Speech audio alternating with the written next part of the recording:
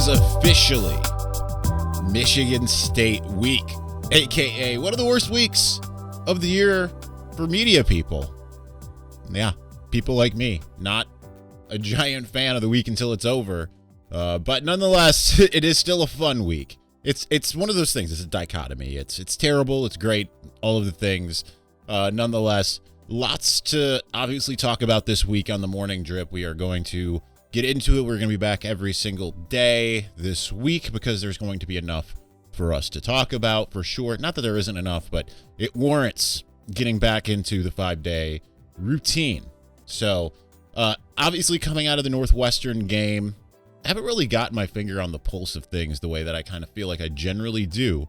But I think a lot of reason is because I've wanted to stay away from a lot of the arguments that I know are happening over Cade McNamara versus J.J. McCarthy and what happened against Northwestern. I'm sure that there's people freaking out about the defense, even though it held Northwestern to like 250 some yards or something like that, or 230. I don't even remember.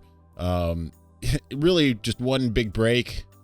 And I mean, it wasn't great to see that one big break, but still, here's an interesting thing though. And I want to look at the numbers for a second here. Northwestern got 100 yards rushing. 75 of it came on one play. That tells you what you need to know. I know the average rush doesn't look as good. It's 4.3. You take away the one play, which is eye discipline, a bunch of, a couple breaks. I think that that's a great thing to have happen, honestly. The week before Michigan State, the week before Kenneth Walker. Not because, Michigan State's going to look and try to be like, oh, well, let's try to do that a bunch of times, of course. Michigan has been really good at self-scouting. It's one of those things where I feel like having something break like that in the week before is good news for Michigan. This isn't the same defense as Don Brown, right? Like when Indiana started to expose what Don Brown's defense's weaknesses were before Ohio State, there were the other things, the predictability that I have spoken of a million times over. It just kind of was the cipher to that defense. There isn't yet a cipher to the Mike McDonald defense because I don't believe there is one, right? Because you figure something out, we're going to figure that out, and then we're going to change. That's how this defense works. So I don't think that you're necessarily going to have a situation where, I don't think like any Michigan State's looking at that and like, all right, they're just looking at it and be like, all right, well, they made a big play. Michigan made a few mistakes, but the defense looking pretty good, gave up 233 total yards offense, actually. Got tested a little bit more in the passing game. 16 completions on 32. That's a 50%, by the way. Average yards per attempt with 4.2. Average yards per completion is 8.3. No passing touchdowns, obviously the one rushing touchdown.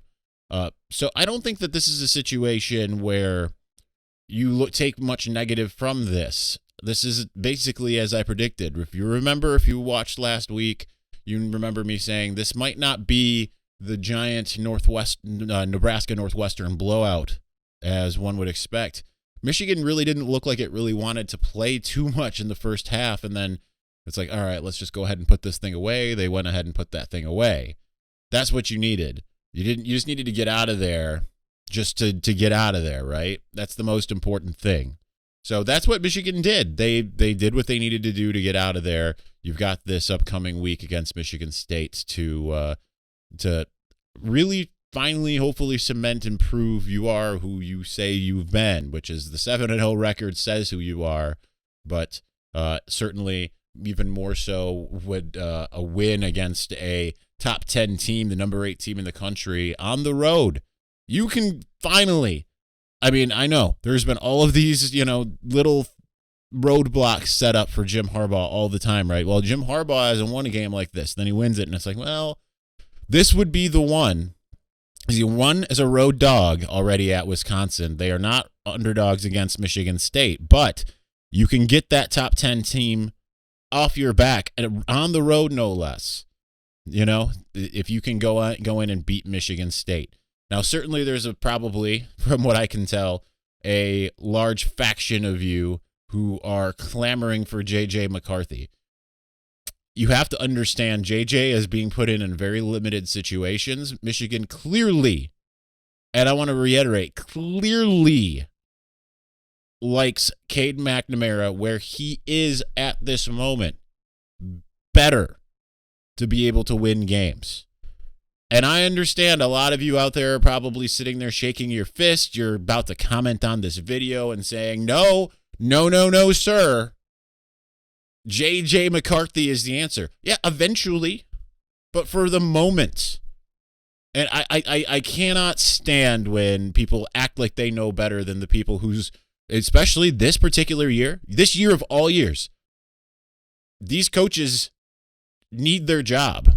You know, like if they make a fatal flaw this season, if they let's say okay, they're 7-0, they're not going to go 7-5, right? That would be an ultimate catastrophe if that happened. But nonetheless, they are coaching for their lives. Even all these new coaches, right? Like they are coaching for their lives. So this is one of those things where this idea that, well, Jim's just playing Cade because he just really likes upperclassmen. Here's the thing also with quarterbacks. That position is more than just getting the ball, taking the ball, throwing the ball, and completing a pass. It's a lot more than that. Between checks at the line, between reads, making the decision that the coaches want you to make, which might not always be the decision that you, the person out there, wants you to make. And I understand sometimes there's going to be an open guy that a quarterback doesn't see. That happens at every level. I watch, not last night, but I watch the Tampa Bay Buccaneers. I've watched Tom Brady not even see a wide open guy down the field. It happens at every level. It's only when you are clamoring for another quarterback do you suddenly nitpick to that degree, to that percentage. Is Cade McNamara a world beater? So far, he has not shown that. That doesn't mean it's not in his arsenal at that either, right? Because you have to remember what you were thinking or feeling aside from the negativity about the defense coming out of that Rutgers game. Everyone was super excited about Cade. He's slinging the ball everywhere, right? It just boggles my mind how much that people get so upset over things that are happening in a 7-0 team. You can sit there and say, like, well, you know, that performance against Northwestern isn't going to beat Michigan State. I have good news for you. They will not have the same game plan or the same mentality in bigger games. Do you not remember Wisconsin, right?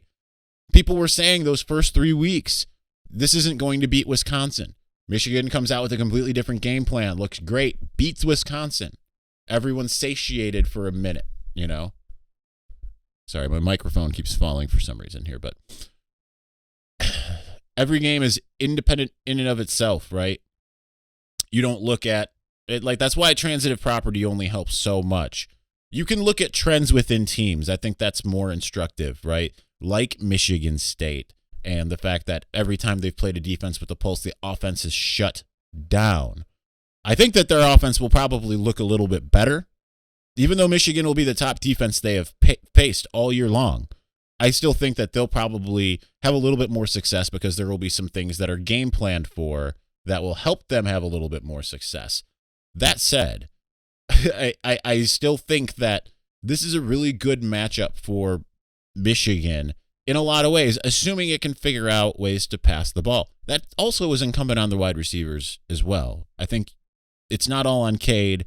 The things that you want to see not happening. Sometimes, you know, it's on the wideouts as well to make plays. We have not really seen much of that yet.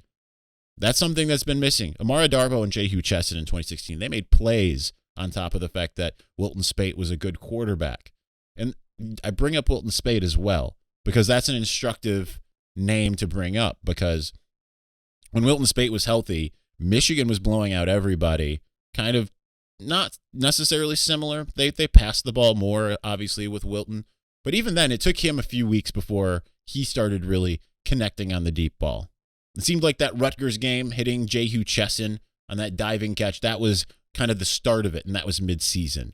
Jake Rudock, it was the same kind of deal. He wasn't really hitting on some big plays again against Rutgers and then really against Indiana. The last couple games of his career is when at Michigan was certainly when he started hitting. Some people have brought up to me that Cade McNamara, he's played in what now?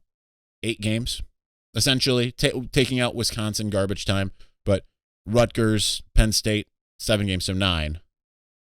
He's still kind of going through it. He's still a young quarterback. And no, he is not C.J. Stroud, unfortunately. But he also doesn't have the weapons C.J. Stroud has. He is executing what Michigan wants him to execute. He is doing what Michigan wants him to do. If he was not, J.J. McCarthy would then be the quarterback, or Alan Bowman, or Dan Villari. I know. It's frustrating because you feel like you can see something that the coaches can't, but I assure you the coaches see everything you see, but they see more. They know what they have more than what you know. And for the moment, Cade McNamara is the answer. Does he have more in the tank? I would be willing to bet he does. But we'll have to see as things go further. And certainly if things go south, they go south. That happens all the time, right? Happened almost to Oklahoma, and that's why Spencer Rattler, who was throwing lots of interceptions and things of that nature, why he lost his job. And Caleb Williams got his. Anyway, all right.